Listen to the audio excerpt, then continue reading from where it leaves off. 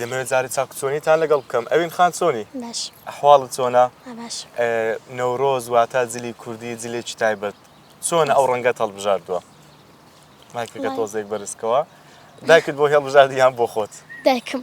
بۆ خۆت حەز لەو ڕەنگە بوو یان هەردووکمان حەزمان لێ بوو. هەردووکتان حەزتان لێ بوو. دەمەوێت لێت بپرسم جلی کوردیت بەلاوە خۆشە کە لەبەری دەکەی ئاسوودەی وە بەلاتەوە جوانە یان چۆنە؟ لەبەرەوەی کولتوری خۆمانە جا ئەگەر لەبەریشی بکەم هەر پێی ئاسوودەم و زۆریشم حەز زۆر باشە هەر بژی زۆر گرنگی مەشانازی بە کولتوری خۆمانەوە بکەین. دەست خۆش بێ ئەوین خان. فەرموو سرەوشە خان چۆنی؟ باش. جلی کوردی لەبەرە ئەمڕۆ. بەڵێ.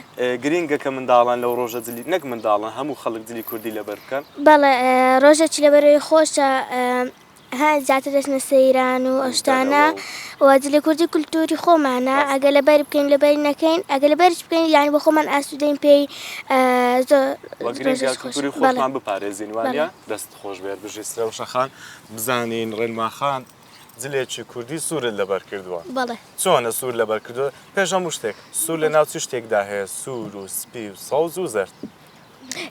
لەناو ئاڵای کوردستاندا هەیە. زۆر باشە. چۆنە سوورت لەبەر کردووە؟ دڵت خۆشە بەو جلاکە لەبەرت کردووە؟ بەڕاستی زۆرم پێخۆشە کە ئەمڕۆ نەورۆزە کولتوری باو باپیرانمانە دەبی لەبەریکەین. زۆر باشە. دوایەوە ئەمن بەخۆم حەزم لە ڕەنجی سوورە بووە. بۆ هەموو جلەکانیان بە جلی کوردی؟ بۆ هەرموو جلەکان بەس خاستان بۆ جلی کوردی. بۆ جلی کوردی زۆر جوانتریش دەردەکەوێت. دەست خۆش بێ هەر بژی. فەرموو کاکە موحەممەد. کاکە موحەممەد جلێکی کوردی ئەوە چ ڕەنگێکی پێ دەڵێن؟